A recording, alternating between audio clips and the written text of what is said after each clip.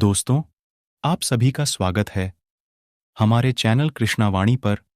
अगर आप हमारे चैनल पर नए हैं तो हमारे चैनल को सब्सक्राइब करें ताकि आपको ऐसे ही अच्छे अच्छे वीडियो मिल सके। और वीडियो पसंद आए तो वीडियो को एक लाइक ज़रूर करें। एक गुरु का एक शिष्य बहुत ही गहन ध्यान कर रहा था, लेकिन उसका ध्यान नहीं लग रहा था। उसका मन हमेशा विचारों से भरा रहता। उसने अपने मन को खाली करने की बहुत कोशिश की, पर उसकी सारी कोशिश नाकाम रही। अंत में जब वह सारी कोशिश कर चुका, तब वह अपने गुरु के पास गया और उसने अपनी गुरु से कहा, गुरुदेव, मेरा मन हमेशा विचारों से भरा रहता है। मेरा ध्यान एक जगह पर नहीं लग पा रहा। मैं चेक करता हूं तो दूसरी चीज पर पहुंच जाता हूं, फिर तीसरी और चौथी, ऐसे करते करते मेरे मन में हजारों विचार चलते चले जाते हैं। और यह कब होता है मुझे पता भी नहीं चलता। बहुत देर बाद मुझे एहसास होता है कि मैं क्या करने बैठा था और क्या सोच रहा हूं। हे गुरुदेव, मैं अपने मन को विचारों से खाली कर देना चाहता हूं। मैं चाहता हूं कि मेरे मन में एक भी विचार ना हो। जब मैं चाहूं तभी विचार उत्पन्न हो। गुरु ने कहा, किसी भी समस्या का समाधान कब निकलता है? जब हम समस्या की जड़ तक पहुंचते हैं, समस्या को ठीक से समझते हैं और उसको जानते हैं। जिस मन को तुम खाली करना चाहते हो, क्या तुमने उस मन को थोड़ा बहुत भी जाना है?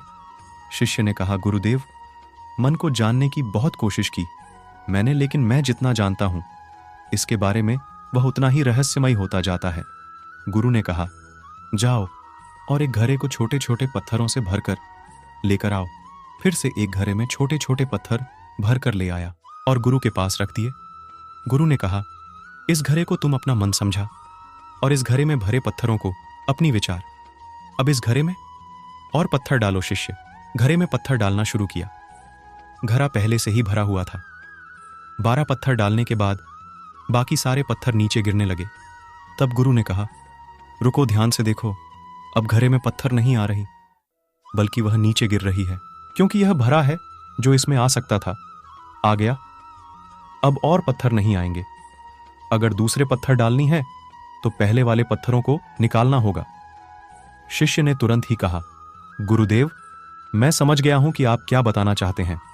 आप बताना चाहते हैं कि हमें अपने मन को विचारों से खाली कर देना चाहिए।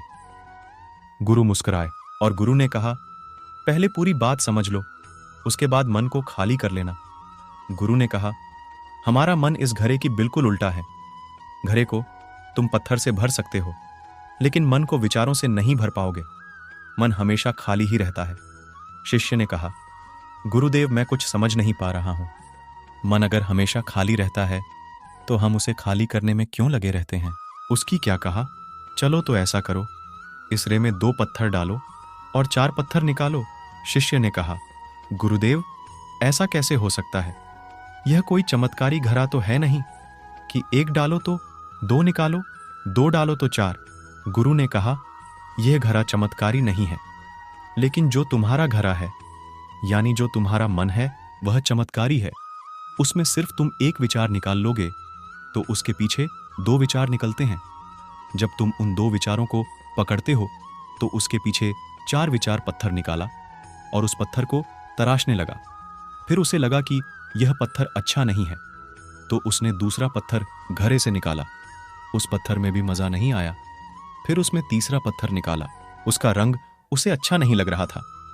फिर उसने चौथा पत्थर निकाला, लेकिन इस पत्थर में भी उसे दोष नजर आया। इस तरह करके उसने लगभग सारे पत्थर बाहर निकाल दिए। उसे ऐसा करता देख गुरु ने कहा, जिस पत्थर को तुमने पहली बार निकाला था, उसी पत्थर को यह समझकर तारासों की कोई और पत्थर तुम्हारे पास है ही नहीं।